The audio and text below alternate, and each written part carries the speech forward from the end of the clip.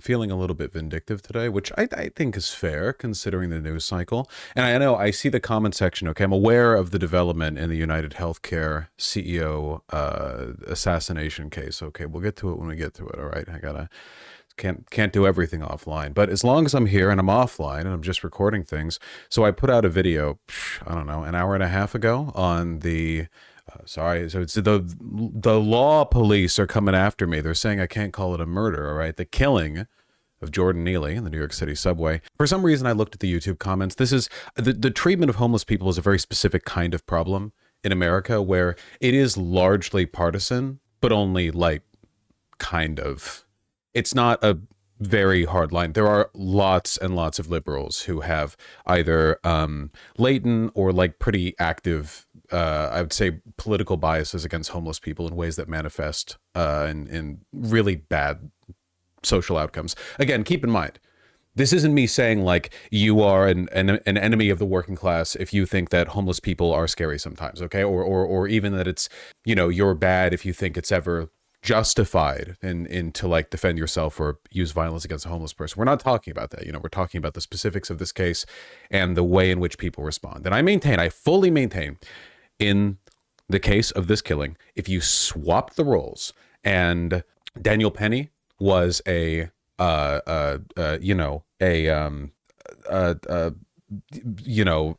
homeless wait, what was the example I used? Oh God, I used this in the original video and I'm still so brain fogged from the sickness that I'm actually forgetting the example that I used. That if you switch the roles, that rather than a white Marine veteran strangling to death a black homeless mentally ill man, if you took the exact same facts of the case but swapped the roles, homelessness and the other guy being a veteran, and the races, I think that you would easily have, if not like a man charge or a manslaughter charge at the very least, maybe even a murder charge that would stick in this reversed case. I feel like I'm rambling right now. Basically, I just want to complain about YouTube comments. Can we do that? Can we see? I'm cooked up here, okay? You know, it's we've got a fire broiling in the brain pan. I want to do something a little more, just give me the target, okay? I don't have anything in particular to go through, by the way. It's the whole damn YouTube comment section. Let's go. Trump killed 1.25 million. Not relevant? Sure. The facts are clear. A dangerous man, referring to Neely, of course, threatened many people in a subway. The circumstances ended in his death, not intentional. The intentionality is not relevant when you're discussing a charge such as negligent manslaughter. So not actually relevant here. Also, a way to like completely paint over the facts of the case, you know? A dangerous man threatened people, circumstances ended in his death. I wonder if there's a reason why you have to abstract the language there, you know? Perhaps like a full detailing of the events makes your guy look a little bit worse. One thing I've learned is both Republicans and Democrats in my county hate each other except when it comes to solving homelessness. That's pretty damn true. Grew up in Los Angeles. That's pretty damn true. Dude was threatening to kill people in a train. Womp womp lamau. Yeah, that's true. However, that does not mean that you get to kill him if it is not necessary to do so. If a person's threatening to kill other people and presents an active threat, depending on the circumstances, it's often extremely legitimate and even morally advisable to apprehend him in some fashion.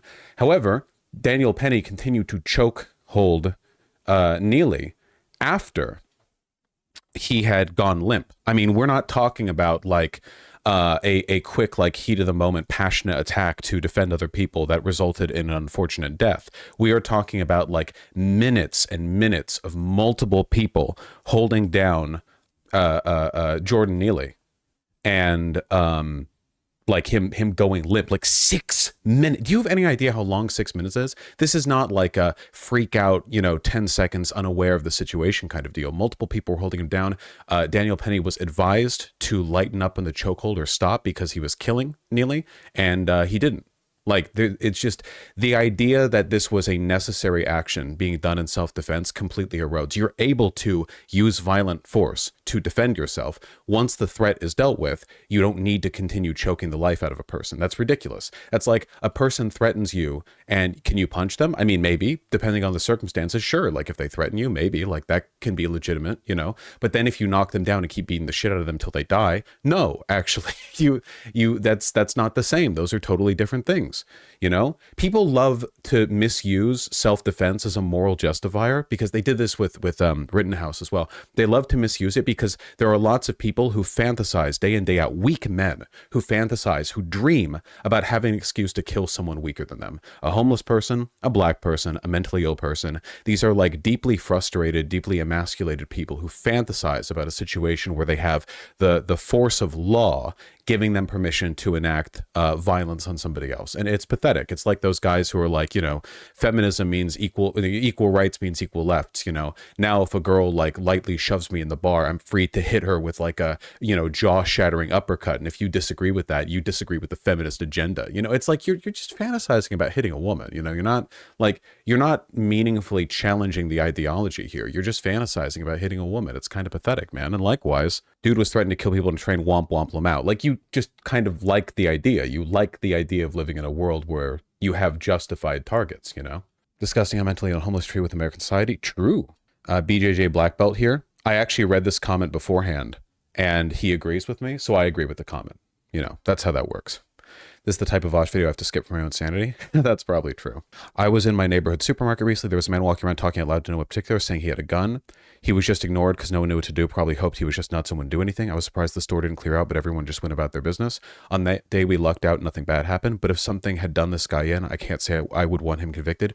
Again, it's not about whether or not you would use violence to defend yourself. Imagine, like, okay, if this guy was walking around saying, I have a gun, like some crazy homeless dude or whatever, and you were like tackled him or whatever, I wouldn't blame you. He said he had a gun, you know? But again, if you tackled him and then he was on the ground, he didn't have a gun, multiple people came over to pin him down, he doesn't pose a threat anymore, like multiple people are pinning him, and then you choked him to death with like no additional input. He's not like reaching for a gun. He's not like scrambling to stab you as you like choke the life out of him. He's just wiggling on the ground as you kill him. That's different, right? Like, come on. Use your head. Assess the facts of the case. This is not about whether or not self-defense is justified. In many cases, it is. We're talking about like the very specific, an overreaction. We're talking about like an unjustified use of force. People use self-defense like this massive blanket, like a blanket justification for all violence, and it's just not true. It's not legitimate in all cases. You have to assess things on the facts of the case. So is masturbating in public, shitting on subway seats, assaulting people, threatening murder. Lots of folks do this and they never go to or stay in jail. I think that people who do these things should go to jail if they pose a threat or are antisocial. You presumably think that Daniel Penny should walk free. So that's the difference. Neely should have been in jail with that felony warrant, but that didn't happen either. Well, maybe it should have. The dude seemed like he was pretty unstable.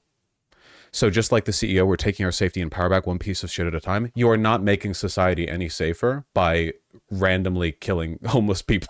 I'm really sorry. Again, like, your fantasies of violence are not making society safer. They're just not. There's no correlation between these two things. I think people love to think they're taking safety back in their own hands when in reality they're denigrating society. They're making it a more low trust environment. The idea that vigilantism and just like escalation to murder in cases where you have like public belligerence or homelessness or whatever, the idea that that makes society safer is demonstrably not true. It's not the case, you know? You can go like, if you want to go back to like the Midwestern day, not Midwestern, sorry, like the old West days or whatever, like, man, you know, was society safer when everyone was like at a, you know, on a hair's edge, the potential of violence, any man could be a bandit or a robber, everyone had a gun on them? Like, were things safer back then for people? No, of course not. Obviously not. A mutual expectation of trust and leniency is the bedrock upon which like civilized society is built. The idea of like, oh, guy had a mental breakdown in public, murk him. Doesn't matter. Is it necessary to kill him? No, we'll kill him anyway. Who cares? It's like that's insane. It doesn't make you safer. It doesn't. Should Neely have been in jail? Sure. I'm not arguing that. I know that a lot of these conservative, like, they're not watching the video. They're just like jumping on it because they see that I'm not defending Jordan Neely, because he, I think, deserved to be apprehended at the very least. But like, you know, attacking Daniel Penny, I suppose. Like, they're not even watching the video. They're not going to watch this video. So why do I bother? Well, I guess mostly for the people who I think are more on the fence. I would like to believe, you know. Breaking title is disinformation. That is true. Breaking murder is apparently legal in New York City. That is not actually true. That is misinformation. It's a hyperbole being employed for the sake of drawing attention to the content of the video, which I think is well thought out and defensible, even if I'm kind of brain fogged right now. Yay, the right to self-defense and defending your fellow Americans is upheld. You already had the right to self-defense. The right to self-defense does not mean that you have infinite legitimacy in engaging in infinite force against people who have at some point aggressed against you. That is not how that works. This man saved the lives of innocent people in that subway. He should have never been charged with a crime. Why are you people acting like he's a criminal instead of a hero? Thank you, first name, bunch of numbers. Again, like I don't think people like this actually watch the video because it doesn't indicate, I guess, any level of engagement with anything that I said. It's just like, it's the childish fantasy of a conservative. It's a cops and robbers mentality. You know, criminals are dangerous and evil, so they need to be stopped. And there's an innate force within people that makes them criminal and evil. And if you stop them and they're dead, then that's good because then the good people are alive and the bad people are dead. It's just a very stupid... It's a low IQ way of thinking, and it leads to social degradation. It leads, unironically, to like civilizational collapse.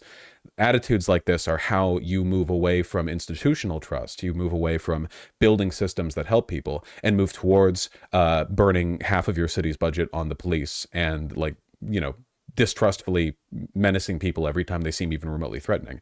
I mean, keep in mind, like, this is the same crowd that likes Zimmerman, you know? Like, just like this isn't the first time you've seen a wave of conservatives acting this way. In fact, it happens relatively often, but like the pattern, we keep coming back to the same pattern, right? The same pattern that you always see time and time again is like, if a black guy is scary, then you should kill him. Like that's literally the pattern that it comes back to. Like, whether or not the degree of violence is justified is irrelevant to them. They're just looking for an excuse in a lot of cases. It's not murder. That's just a fact. Him calling it murder because he's pissed about won't make it any more true. I mean, I acknowledge that it's legally not been found to be murder. I mean, you know, I think that negligent manslaughter is a fair charge for Daniel Penny. He kept choking the life out of Jordan Neely well after he went limp. He was advised by other people on the train to lighten up on the chokehold. Other people were pinning down Jordan Neely as well. He was like warned multiple times, like, hey man, be careful, you've got a hell of a chokehold there.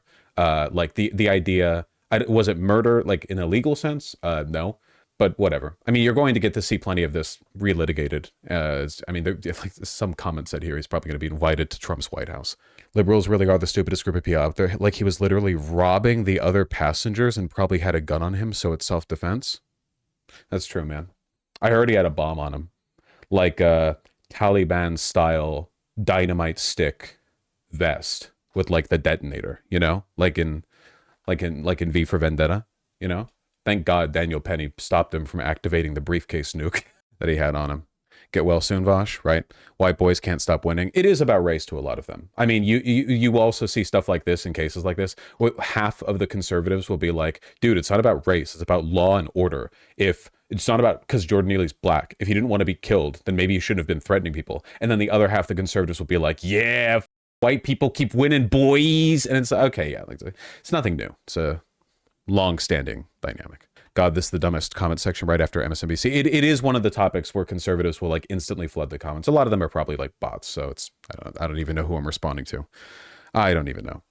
To all the people calling murder, I never want to hear, oh my God, why is no one helping? Or how could everyone just stand around and watch again because help and they want to prosecute you? Well, no, actually, just continue to choke the life out of a person for multiple minutes after they've been completely apprehended and pinned. And maybe, yeah, that should lead to a charge. This is the idea, and it's a completely like delusional mindset. It's the same thing that conservatives do when a person who says, I think the police are ineffective and the budget for the police is too high and they don't really help society that much. And then they get like robbed and conservatives online are like, ha, who needs a cop now? You know, you're going to criticize the police?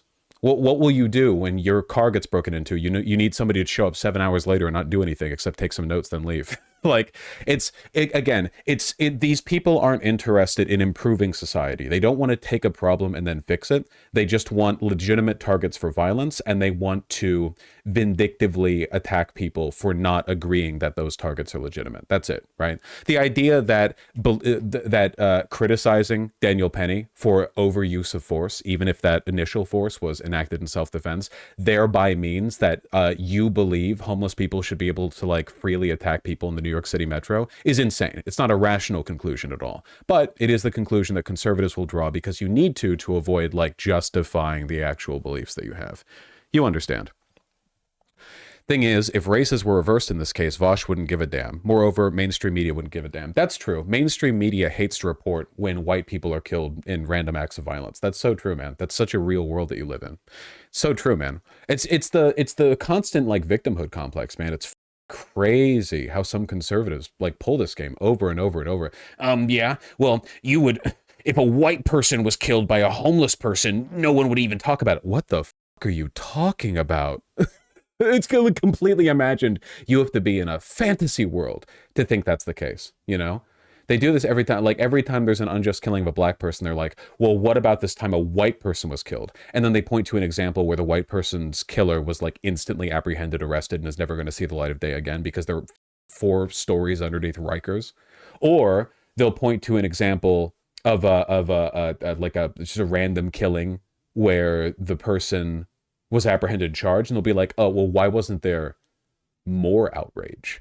And and in a lot of cases, like, the outrage was massive. Like, the murder of a white person by a homeless person, it's like in many cases been the pretext for like crackdowns. It's so much so that this is like a media trope, you know? You ever watch like a crime movie or something and it's like, yeah, man, this part of town's pretty bad, cops don't even go in there, and then like the second act begins when a white girl gets killed, like a nice white blonde girl gets killed, and then they're like, oh, looks like we're finally being sent in, mayor can't handle the press in his back, we got no choice now, you know, a lot of girls died in here, but the first time a white girl died, and then like they all go in. I swear to God, this was even a plot point in like The Dark Knight Returns, not Zack Snyder. What am I thinking? Oh, my brain fog. It's a common trope, okay? Am I thinking of the Daredevil comic when he's in Hell's Kitchen and the Daredevil Year One? No, Year One is Batman 2. Daredevil Ground Zero? No, that's 9/11. God. Somebody out there, someone watching this, hopefully more than one person, understands what I'm vaguely gesturing at here. Between this and George Floyd, I'm starting to wonder if choking is just too high concept of a murder method for the average person to understand. It is like a degree of abstraction too, right? Didn't the same thing happen with Eric Garner? I think that like a lot of people don't understand the difference between a person dying because of like an errant takedown and a person dying because they had the life choked out of them. You have to put some effort into choking the life out of a person, you know? Jordan Neely was chokeholded for 6 minutes. 6 minutes! Again, there's a huge difference between like, oh, yeah, that guy came at me, so I punched him, and then he fell back and he was dead. Because when I punched him, I broke his nose, and a shard of his broken nose, like the skull plate, went and pierced his brain. That happens. I mean, it's not super common, but it can happen, you know, where he hits his head as he falls back. A tragedy, but all you did was punch him, you know? Justifiable in some cases. That's just not the same as choking somebody out for 6 minutes. It's crazy. Can you imagine being there or being that guy? Like, the person you've apprehended is completely pinned. Like, you can't like just grab his arms and leg. There were multiple people holding him. It's not like he was a threat. He didn't have a weapon. It wasn't like he had a gun on him that he was like inches, like if you could just drop the angle by 13 degrees, he would have a lineup to take the shot on Daniel Penny's head or anything. Like, come on. I highly suggest people read the jury notes and the evidence. This had a lot more layers to the story. I haven't read the entirety of the jury notes. I did before, like when I saw of the acquittal, I did go to the, you're gonna love me for this high, you know, in-depth research. I did in fact go to the Wikipedia page where they talk about it. If there's anything crazy interesting that's been left out of the Wikipedia summary of the jury's notes and what have you, then I suppose that will be news to me. You should look at it. And I think looking at it, this is the reason why I have arrived at the conclusion that I think violent action would have been legitimate self-defense against Jordan Neely. What I object to is the 6-minute chokehold that killed him. But yeah, like you can read through it. I think that Jordan Neely was a dangerous, unstable man who should have been in some kind of holding. I don't dispute that at all. I don't think that makes it okay to murder him.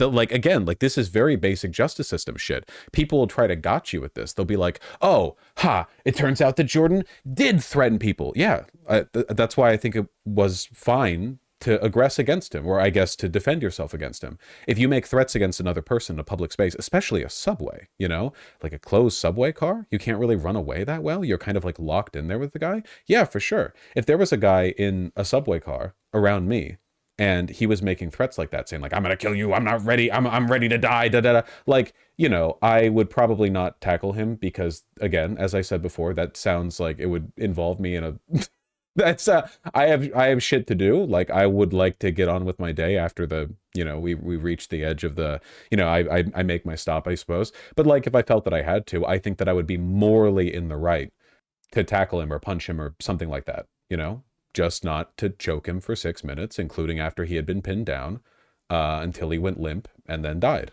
I don't think that's justified. I think that negligent homicide is a justified charge in this case. Isn't there legal precedent for martial artists being sued for use of excessive force and they defend themselves from my misremembering what a sensei told me years ago?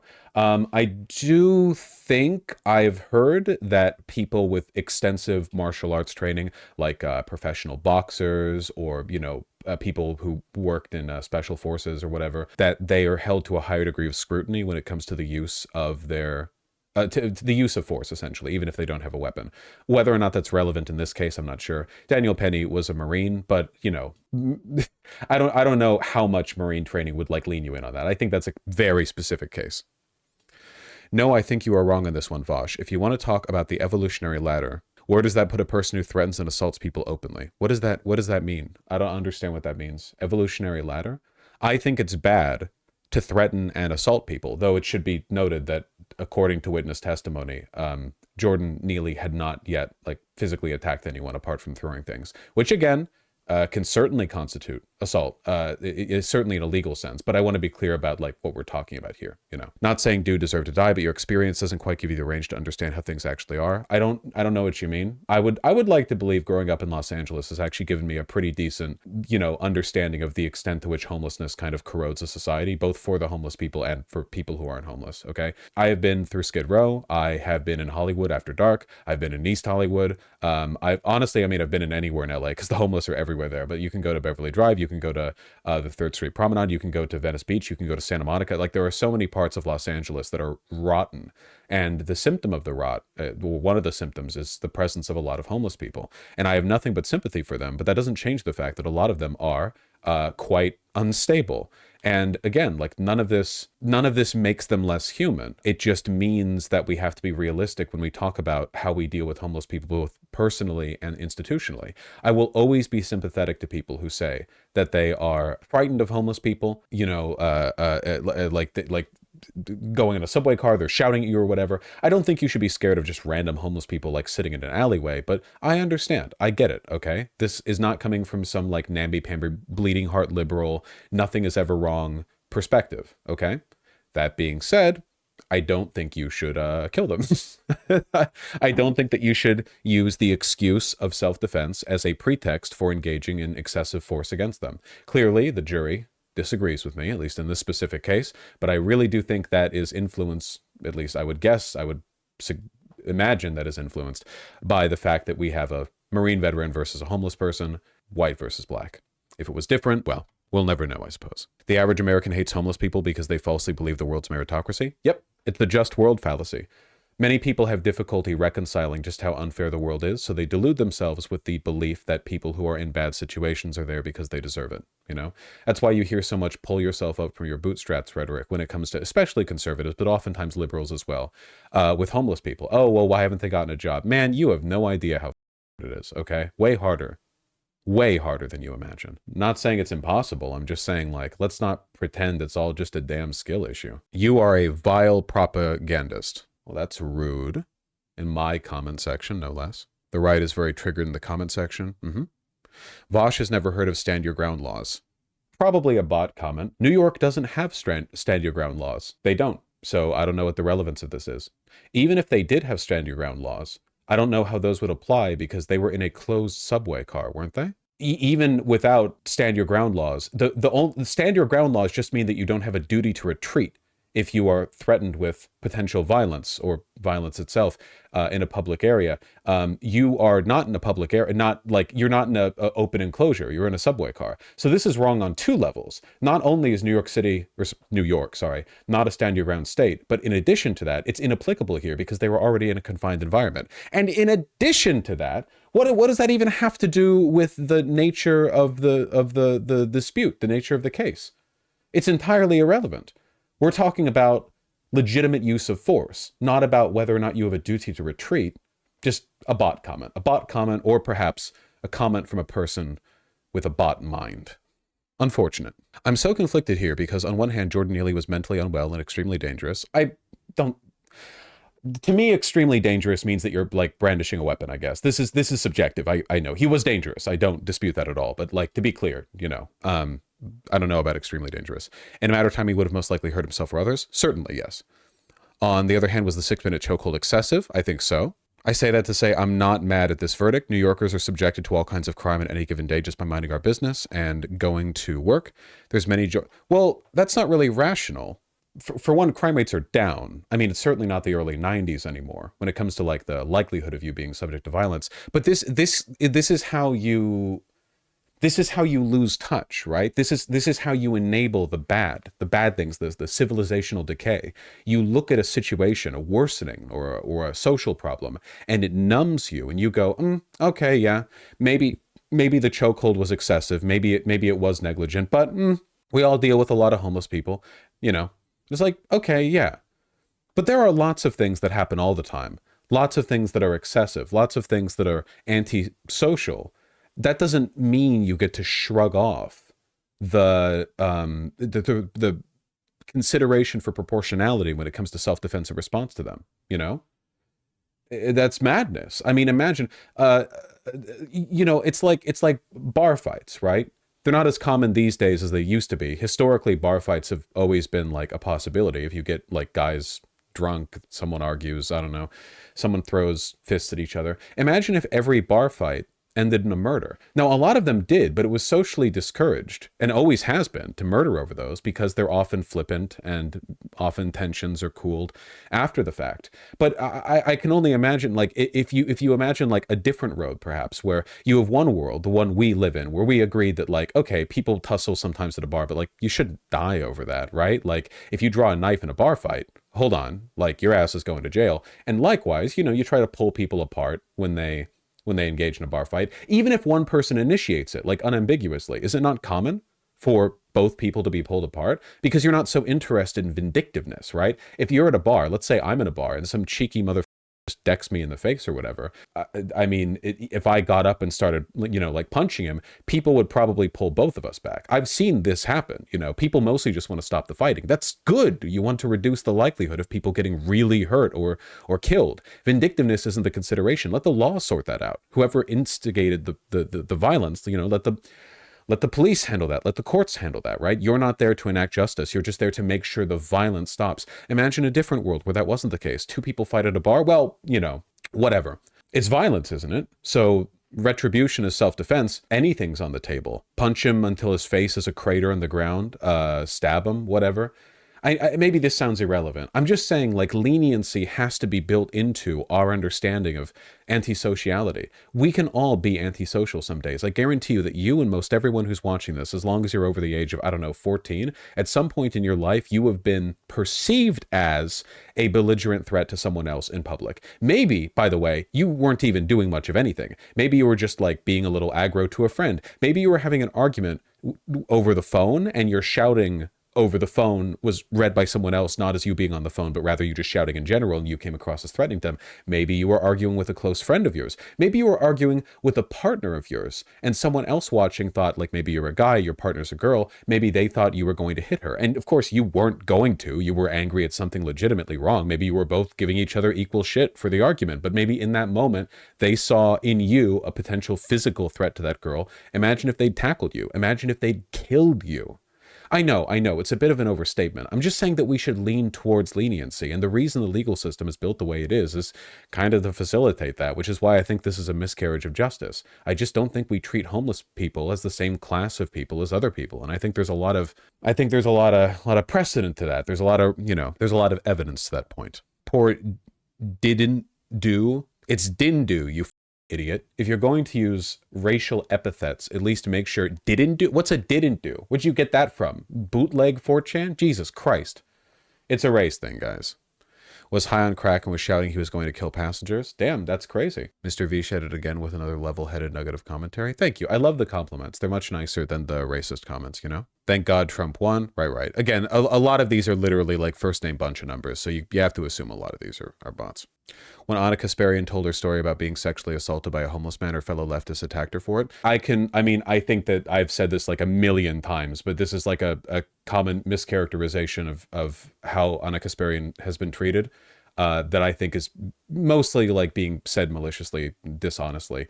Obviously, like Anna Kasparian being assaulted by a homeless person is reprehensible. The homeless person who did that should, if they're not in jail, should be in jail. Like, obviously.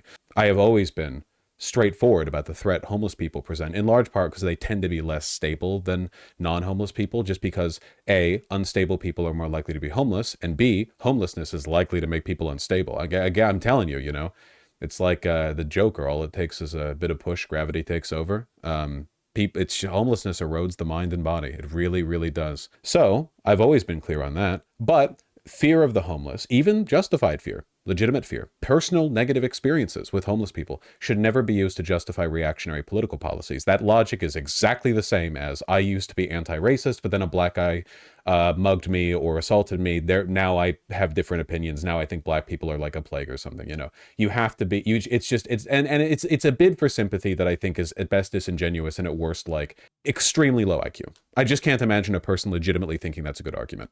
Personal experiences can inform your beliefs, but that doesn't mean you can be wrong. You know what I mean? Like, your experiences probably will shape your beliefs. They certainly have for me and mine. But that doesn't mean you get like free permission to be reactionary over it. You know, the reactionary policies that one might support out of fear of homeless people actually makes this problem worse for everyone. Again, this isn't even a matter of like compassion and sympathy for the homeless, two things that I hold, but this can be justified even in a selfish framework. Even from like a completely self-interested perspective, you want progressive, socially reformative policies that help address homelessness because that makes things safer for literally everyone. Everyone. Here's everyone talking about Luigi before the comment section realized that I was referring to the Jordan Neely killing and not to the United Healthcare CEO killing. People commenting he shouldn't have been prosecuted to begin with make me very glad I'm not American. Yeah. You know, the cops initially didn't prosecute. They actually let him walk until public pressure led the NYPD to arrest him. Insane takes. Homeless people kill all the time and we shrug. Delusional, like just fully delusional perspective. Yeah, homeless people kill people and we're just like, we don't care. What? Are you insane? Fully like a psychotic belief. This actually might be true if we're talking about other homeless people. Homeless people killing other homeless people, which does happen. That we don't tend to care much about because we consider that like, you know, that's like in the pen, basically, because we don't think of them as human. But homeless people killing non-homeless people, regular citizens, yeah, man, society just shrugs at that. No one cares. Definitely not like, you know, an ungodly amount of social pressure and cop money going into that literal like fear and narrative alone. Like, that's not like one of the driving factors in the treatment of the homeless. The belief that they pose a massive physical threat to the safety of non-homeless people, which again, you look at the stats and they don't. You're not likely to be killed by a homeless person. Got to be realistic about the numbers here. Cities are shitty because cop budgets are too high, lol. Literally, yes. I'm sorry. I know that saying that runs counter to a bunch of information that you've been provided through very specific networks and channels, but literally, yes. Billions and billions and billions of dollars taken from public transportation, sanitation, libraries, schools, all these systems that we know make life better for everyone and reduce homelessness, public programs, welfare programs that actually pay money back to the state because they save more money than they cost by a huge amount, like WIC payments, for example, you know, women, infants, and children. Yes.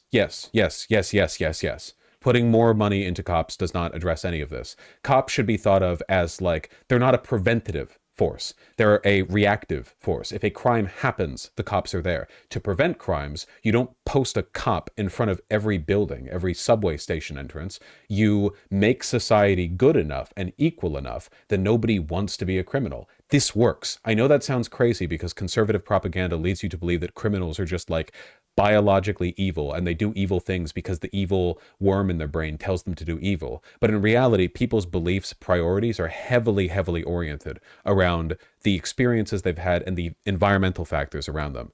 So yes, if you make society better, this happens less. For evidence of this, you just have to look at literally all of the world. I'm just like any analysis of cities and criminality, any sociological. I know sociology is like a fake science to guys like you, so I can't, maybe like that's fake news, but you have to wonder, like, why is there more crime in some American cities over others? Why is there so much more crime in like American cities versus like some European cities? Like, what is causing all of this, you know? And there's a really consistent data set for this. If you care about fixing the problem, you should look into it. I mean it. I'm not trying to patronize. Everything's more or less acceptable until you come to the, and then he held him in a chokehold for 6 minutes. Yeah. 6 minutes, multiple people pinning Jordan Neely down, continued to hold the chokehold after he went limp. Which, again, a chokehold isn't just holding a person by the neck. You are restricting the flow of blood into the brain after they go limp with multiple other people that are holding him down, no weapon on him, no threat posed. Insane. Daniel Penny should be given a medal for his courage. Thank you, sir, for both fans. Yeah. Where's the civilian medal of honor for every guy who epically wins the culture war? Derek Chauvin should be awarded 17 medals of honor by Congress. He should be invited to the White House. Yeah, we know. I know. It's all cultural war brain. Self-defense is a thing. That's true. That is a thing that exists. Very good. Verdict would have been somewhat understandable if the prosecution had gone for a murder charge, but it was just negligent homicide, which seemed to be absolutely what happened with Sopochi. Yeah, I agree. I agree completely. Yeah. A murder charge, I think, would not have stuck. But negligent manslaughter? Yeah, for sure. Yeah. I have an autistic son and I never leave his side. This is why. That's a very good perspective. And also, man, a lot of like otherwise mentally well people have meltdowns sometimes. I feel like we often forget this because it's one of those, it's like healthcare, right? Every American loves their healthcare until they have to use it and then they hate it, you know? Everyone thinks highly of their own mental stability until it erodes. Very often, you know, when like at some point in a person's life, they will have some kind of breakdown. It's pretty normal. Not everyone, you know, it certainly varies person to person, the nature of the breakdown, but like, you know, keeping everything together sometimes can be pretty difficult. Sometimes a breakdown is as simple as like too many inconveniences mounting when you board a bus. Like you stumble and drop a thing and a thing that you cared about breaks and your earbuds got pulled out because your phone dropped and the phone hit and you saw the phone screen cracked as it hit and someone else shoved you and then you tripped and fell down. And then like, you know, just too many like hay needles on the camel's back or whatever. And then you freaking yell at someone or like pull back or like jerk quickly or move. And, you know, it doesn't take much to be perceived as a threat by others, especially not in our extremely paranoid modern society. I'm just saying, like, I'm not saying Jordan Neely was just having a one-off moment. He clearly needed like real psychiatric help and or time in prison, or more time in prison. But just keep it in mind, man.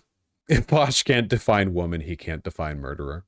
That's true. He had a train car full of people. They couldn't hold him down till the cops came. I mean, they did. They just were also choking him. I wonder what the responses are to this. Apparently people don't like approaching dangerous lunatics, except multiple people had already pinned him down. And also he went limp. Again, like a lot of the people defending Daniel Penny don't even care about the details of the case. You know, they just like the idea of being able to legitimately kill homeless people. Good to see Vaush isn't pretending not to know why he's getting away with this. Good to see Vaush. So we have a double negative. I'm sorry, I'm feeling a little bit down today, like sickness wise. Isn't pretending not to know why he double negative. So he's indicating that he knows why Daniel Penny is getting. Is the implication here that I would, under other circumstances, not say that biases like this in terms of self-defense and policing and, you know, jury acquittals, like have a race element or a homelessness versus non-homelessness element? I don't understand. I'd like to think I've got it on board. You get sick a lot, man. Do you have an autoimmune disorder? It's a curse of being a live streamer. It makes you wilt physically. I'm getting a Peloton soon. Don't worry. Okay, it's arriving soon, and then I will be strong and hardy. Just you see. How does he get sick? He never leaves his crib. Listen, I open the window for a breath of fresh air, and microscopic particles get in and instantly kill me. Now, look, I woke up with a headache. Okay, come on. I play it up a little bit. You know, I feel a bit, you know, out of it today. Woke up kind of nauseous as well. I'm not sure why. It's fine. It's fine. Are we near the end? Also, being homeless doesn't mean you can violently harass everyone around you. That's true. That is bad to do and should be meted with punishment and appropriate responses. I don't think the appropriate response is being choked to death. Something about the color grading this vid makes Vaush look like he's in a Wes Anderson film. I think that's just because I'm wearing a very saturated shirt, but I'll take it. And now here everyone's talking about Luigi. We'll get to that when we get to that. And this is where the left loses me. This was, you responded with this before you even had the time to watch the video. We're close enough to the beginning of the comments now where this was probably posted like 3 minutes after I posted the video, and the video is more than 3 minutes long, okay? You should listen to the argument, all right? It's not about, it's, again, a lot of them aren't even gonna watch this or watch that or whatever. Yeah, there you go. See, this was posted literally like 30 seconds after the video was posted. Hi, just finished watching your 52-minute video that was posted 18 seconds ago, and I have to say I'm very disappointed in you, Vaush. I hate the opinions that you say you had in this video that I've watched. All right, well, you know, you get me. You get me. You understand. You get me. What can I say? You know? I just want this to be better for everyone. I want cities to be better for everyone. And the path that the right wants to take, which is like vindictive justification of any level of violence they can possibly you know, even come close to justifying against homeless people. It's not the path. It's not the path. It's not the path. It doesn't help anyone. It really, really doesn't. So, you're